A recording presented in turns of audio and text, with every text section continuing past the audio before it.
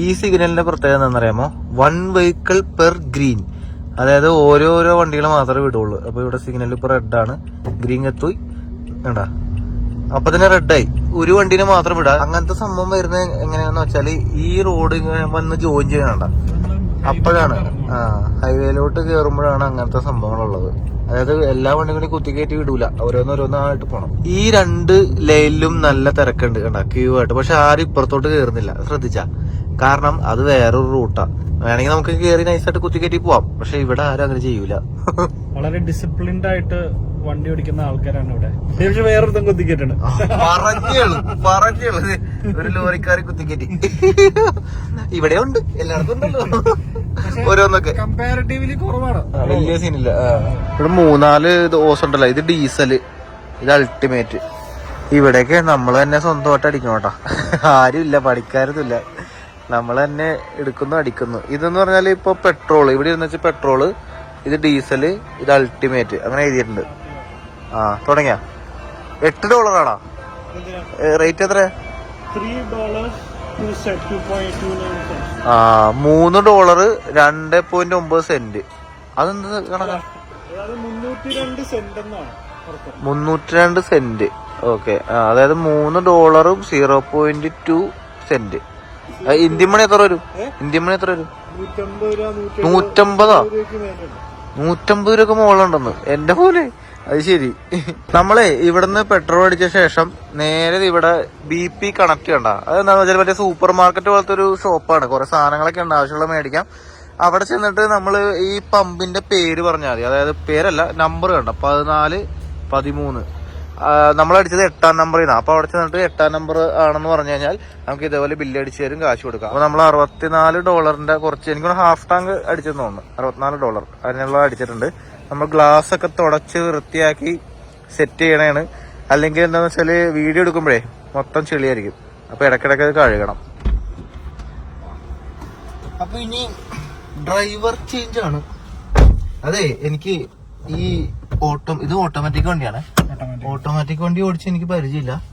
പറഞ്ഞോട്ടോ, ബ്രേക്കും ആക്സിലേറ്ററും മാത്രമല്ലേ ഉള്ളൂ. ഇതൊക്കെ എന്താ വേണ്ട? ഇതിപ്പം പാക്കിലാണ്. ഓക്കെ, ഇങ്ങോട്ടേക്ക് മാറ്റിക്കഴിഞ്ഞാൽ റിവേഴ്സിലോട്ട് പോകും. പിന്നെ ന്യൂട്രല്, ഡ്രൈവ്. വണ്ടി സ്റ്റാർട്ട് ചെയ്യണ ഓൾറെഡി സ്റ്റാർട്ടാണ്. വണ്ടി സ്റ്റാർട്ടാണോ? ഇത് കാരണം ഹൈബ്രിഡില് ഞാൻ ഓൾറെഡി സ്റ്റാർട്ട് ചെയ്ത് വെച്ചായിരുന്നു ചൂടെടുത്തിട്ട്. പക്ഷേ വണ്ടി സ്റ്റാർട്ട് ചെയ്ത് കിടക്കണ അറിയണില്ല കേട്ടോ. അത് ഹൈബ്രിഡ് ആകുമ്പോ ബാറ്ററിയിൽ ഓൺ ആയിക്കണേ. ഇതിപ്പോ പാർക്കിൽ കിടക്കുന്നു. ഇത് ഇങ്ങനെ തട്ടിയിട്ട് ബ്രേക്ക് ഓട്ടണോ? ബ്രേക്ക് വെട്ടി പിടിക്കണ്ടേ? ബ്രേക്ക് വെട്ടി പിടിക്കണം. ഇപ്പൊ ഡ്രൈവായി. ഇത് റിവേഴ്സ് അല്ല, ഇത് ന്യൂട്രല്.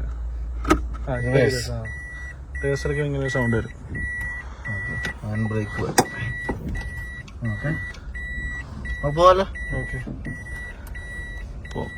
അപ്പൊ നമ്മൾ ന്യൂസിലാൻഡിലൂടെയുള്ള യാത്രയിൽ ഞാൻ ആദ്യമായിട്ടാണ് ഒരു വിദേശ രാജ്യത്ത് പോയിട്ട് വണ്ടി ഓടിക്കണം.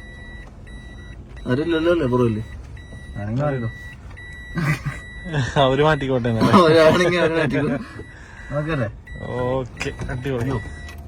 ബ്രേക്ക് ഭയങ്കര ഇതാണല്ലോ. ഇതിപ്പോ ഡ്രൈവല്ലേ? ബ്രേക്ക് മറ്റേ കാലം വെച്ചിട്ടാണ് പിടിച്ചേക്കണേ. അങ്ങനെ ചെയ്യരുത്. ഒറ്റക്കാലം ഉപയോഗിക്കണം. ഒറ്റ കാല് വെച്ചിട്ട് തന്നെ ചെയ്യണം. മറ്റേ അത് ഉപയോഗിക്കാനേ പാടില്ല. ഓക്കെ, അങ്ങനെ നമ്മൾ ന്യൂസിലാൻഡിൽ വണ്ടി ഓടിക്കുകയാണ്. ആദ്യമായിട്ടാണ് ഒരു വിദേശ രാജ്യത്ത് വണ്ടി ഓടിക്കണം. ഇവിടെ ആക്ച്വലി നമുക്ക് ഇന്ത്യൻ ലൈസൻസ് കൊണ്ട് കുറച്ച് ഓടിക്കാട്ടെ, കുഴപ്പമൊന്നുമില്ല. പക്ഷെ എനിക്ക് കുറച്ച് കഴിയുമ്പോൾ എടുക്കേണ്ടി വരുമല്ലോ ഇവിടുന്ന്, അല്ലേ? കുറച്ച് കഴിയുമ്പോൾ അങ്ങോട്ട് എടുക്കണമെന്നാണ് ഇവിടുത്തെ ലൈസൻസ്. ഇവിടെ മാപ്പിട് എങ്ങോട്ടാ കൊണ്ടോ? നേരെ വഴി അറിഞ്ഞൂടാ, എങ്ങോട്ടാ കൊണ്ടെന്ന് അറിയില്ല. ഇവിടെ 100 കിലോമീറ്റർ സ്പീഡിൽ പോകാൻ പറ്റും. നമ്മളെ ആക്ച്വലി ഇതിലെ ഇങ്ങനെ പോവാൻ നേരത്തുണ്ടല്ലോ, ഫുള്ള് വ്യൂ എന്ന് പറഞ്ഞാ ഒരു രക്ഷയില്ല. ഈ അടിപൊളി, ഭയങ്കര എക്സൈറ്റഡ് ആണ്. കാരണം ന്യൂസിലാൻഡിലെ ഒരുപാട് കാഴ്ചകൾ കാണാനുണ്ട്. ഫുള്ള് പ്രകൃതി ഭംഗിയുള്ള സ്ഥലമാണ്. പ്രകൃതി ഭംഗി എന്ന് പറഞ്ഞാൽ അത് മാത്രമേ ഉള്ളൂ. കുറെ മലയും കുന്ന്. നമ്മളിനി സൗത്ത് ഐലൻഡിലോട്ടൊക്കെ പോകുമ്പോൾ ഭയങ്കര ഹെവി സെറ്റപ്പ് ആയിരിക്കും. അപ്പൊ അങ്ങനത്തെ കാഴ്ചകളൊക്കെ കണ്ട് നമ്മൾ ഇങ്ങനെ പൊക്കോണ്ടിരിക്കുകയാണ്. ഇവിടെ വേറൊരു കാര്യമുണ്ട്, ഓരോ സ്ഥലത്തും ഇവിടെ ട്രാഫിക് റോഡ് സൂപ്പറാണ്. എല്ലാരും ഭയങ്കരമായിട്ട് കീപ്പ് ചെയ്യും. പല സ്ഥലത്തും സ്പീഡ് ലിമിറ്റ് ചെയ്തിട്ടുണ്ട്.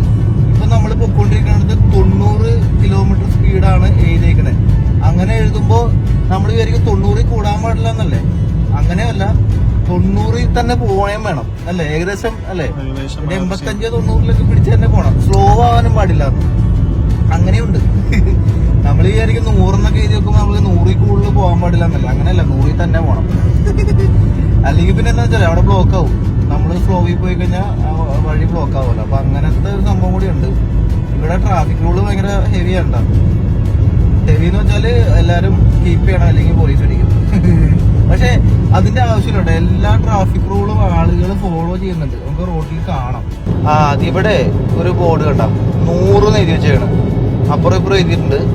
ഈ 100 എഴുതി വെച്ചാൽ നമുക്കറിയാലോ, 100 കിലോമീറ്റർ സ്പീഡിൽ നമുക്കിവിടെ വണ്ടി ഓടിക്കാം. അതാണ് എഴുതി വെച്ചാണ്. പക്ഷെ 100 കിലോമീറ്റർ താഴെ വണ്ടി ഓടിച്ചാലും പ്രശ്നമാണ്, പോലീസ് പിടിക്കും എന്നാണ് പറയണത്. അതായത് ബാക്കിയുള്ളവർക്ക് ബുദ്ധിമുട്ടുണ്ടാക്കിയല്ലേ.